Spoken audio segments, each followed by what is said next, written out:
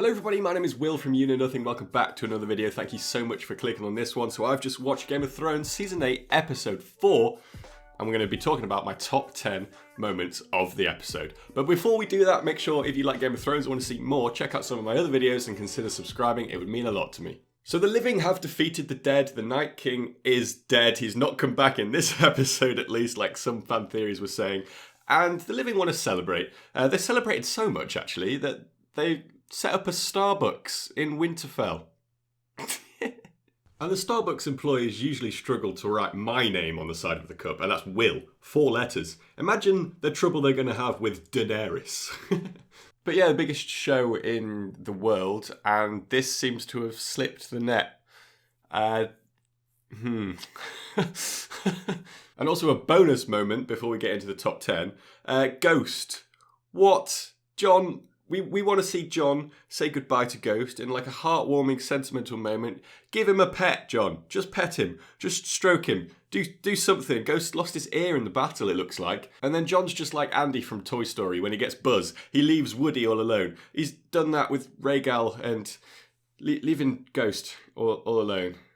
And that, sadly, might be the last we see of Ghost, which I am not okay with. But okay, into the normal top 10. So we open with the burning of the dead, and then that leads into the feast at Winterfell. We have a sad farewell to all the characters that fell in the Battle of Winterfell, and it's basically the calm opening from what was a hectic last episode. Then we move on to the feast, which is a little bit different to the last feast that they had at Winterfell. And also, for me, it was kind of a callback to Season 1, when Robert Baratheon and Cersei Lannister came up to Winterfell. They had a feast, and Jon wasn't allowed to sit on the table with all the Starks and the Highborns, because he was a bastard. He was down with the Lowborns, but now he was on the high table. Everyone's praising Jon, and everyone's getting really drunk. Dany has like a nice toast to I start the savoury of Winterfell. But apart from that, she seems like she's getting very jealous of everyone loving Jon and not her. And the show makes it quite obvious that that's the way she's feeling. There's some drinking games going on, there's nice moments with lots of different characters, and there's lots of funny Tormund moments. Not quite as good as him drinking on giant milk for 3 months, but he's a funny character, and I think with his farewell to Jon Snow, that's probably the last we'll see of him as well. But then when Brienne goes off and Jaime's like, this is my fault. And he cries like, what? So number 9, we have Gendry legitimised. This is something that I genuinely thought had already happened. I said it in a previous video that he'd been legitimised. I thought it happened when he met up with Jon and Davos in the last season, but obviously not. But a lot of people thought this was going to happen anyway. He is now Gendry Baratheon, Lord of Storm's End. And they actually said in the show that he's not Gendry Rivers anymore, he's Gendry Baratheon, Rivers being the bastard name if you're born in the Riverlands. But I am pretty sure, I mean someone can call me out on this in the comments, but I am pretty sure that Gendry was born in King's Landing when Bobby B was doing all his whoring. Which would mean that he would be called Gendry Waters as he was born in King's Landing and not Gendry Rivers. So I might be wrong, but that is another thing that the writers have missed out, I think. He then proposes to Arya, and Arya says, no, that's not me, even though the two are good together, but she is not a lady, she doesn't want to sit in a castle, which is quite fitting to Arya's character, I think. Number 8, we have Jaime and Brienne, which is a big fan payoff. The two finally get it on, which has been building up for seasons. Lots of people have been saying that they love each other, and the theory to do with Jaime being Azor Ahai is that he'd kill Brienne because he loves her. That's probably not going to happen, but it's funny how they seem really, really vulnerable in the moment. Obviously, it's Brienne's first time, and Jaime seems it as well, whereas like in battle and in social situations, the two seem confident and big characters, but in this moment, they were very vulnerable. However, Jaime does go off in the end, back down to King's Landing, I think, after talking about Cersei to Brienne, leaving Brienne in tears. He thinks that he's a bad guy after all that he's done, with a callback to pushing Bran out the tower. But he's high up on people's death lists, and for me, that also seemed a bit weird after his redemption arc for him to then be like, oh, actually, I'm a bad guy now. Always have been. But I don't think that'll happen. He'll hopefully do something good before he dies. Fingers crossed. Number 7, we have the Hound with his chats with Sansa and Arya. He talks to Sansa in the feast after he turns down Lady's company. And they have a nice little callback to Sansa being called Little Bird, because that's what he called her early on in the show. And she says, if it wasn't for all these bad people like Ramsay and Joffrey, etc., she would still be a little bird. So it shows the progression of her character to being what she is now and not agreeing with Daenerys at all. So the Hound and Arya, now they're both leaving Winterfell on their own separate journeys, but it looks like they're going to be going together, probably down to King's Landing.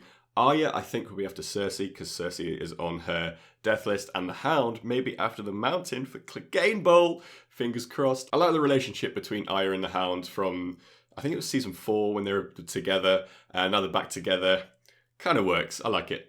Number 6, Bronn returns. So Jaime and Tyrion are having a nice little drink in Winterfell, and Bronn just walks in with a crossbow. He basically says that he wants double of Cersei's options. He thinks that Dany's probably going to win the war, so he's hedging his bets. And he's going to say, I want double. Tyrion, that was your offer. So Tyrion's double offer is Highgarden, which is a big castle, the one that the Tyrells used to have with loads of lands. And Bronn mentions that some of the noblest houses were actually built on cutthroats like him, which is an Easter egg, because House Lannister was actually formed by one of Tyrion and Jaime's ancestors when Casterly Rock, which was originally home of House Casterly, hence the name, they were tricked by an ancestor of the Lannisters to give them the title of Casterly Rock, basically. So that was Bronn saying that your house was formed on an idiot just killing people and tricking people, so I can make House Bronn of the Blackwater, and that's how my house will form, as a callback, I guess, for book readers and people who are into the world of Ice and Fire as a whole. And this Bronn scene, for me, didn't really seem to fit in.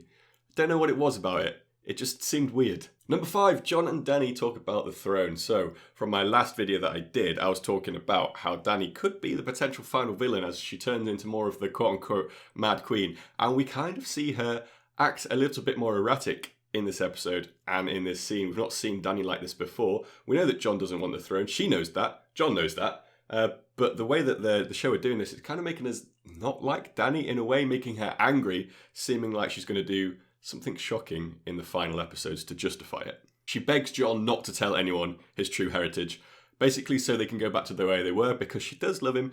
But for Jon, it's weird that she is her auntie because he's grown up in the north, and that's weird there. Whereas for her, as a Targaryen, it's almost normal, so she's kind of okay with it. But she doesn't want him to tell anyone, so then she can be queen and they can kind of be together, but it's not going to work out. Number 4, The Last Starks, which is the name of this episode, actually. Jon reveals the truth to his brothers and sisters, which then Sansa tells the secret to Tyrion in a day where her father, Ned Stark, kept that secret for 18 years.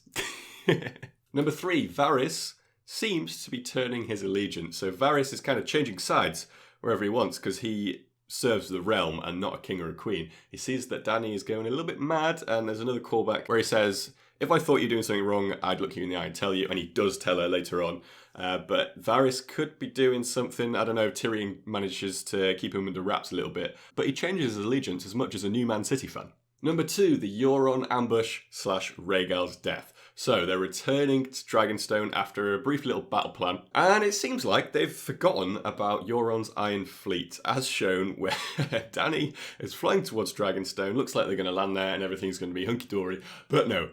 3 arrows come in, each one of them pierce Rhaegal, and boy. So it looks like Qyburn's Scorpion weapon has been upgraded from the last season, from the Field of Fire and Spoils of War, and each one of the ships are lined with a Scorpion, and then later on we see the castle walls of King's Landing, and there's loads of Scorpion weapons there. So Cersei and the Lannisters, they've been busy. But Euron and the Iron Fleet shoot Rhaegal with 3 arrows in a row, and then they kind of lose their aim assist, and they shoot at Dany and Drogon, and none of them hit.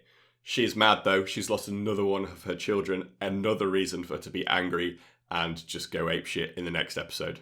Number 1, we have the end of the episode with Missandei's death and the lead up to the last war. Tyrion goes up and he speaks to Qyburn, tries to avoid conflict, and then he realises that Qyburn's a dick and it's not going to happen. So he walks up to the castle gates and speaks to Cersei directly. She doesn't actually speak to him back. So it's kind of a monologue where he's trying to say, do it for your child, your unborn child. And I could hear the cogs whirring in Euron's brain at this point, because he's only just found out that Cersei's pregnant. So how does Tyrion know? Because it's not actually Euron's baby. One moment I genuinely thought that Cersei was going to call the orders on the archers to shoot Tyrion, and that would be the end. And that would be a big shocking moment. Some of the shocking moments that they seem to be going for in Game of Thrones now.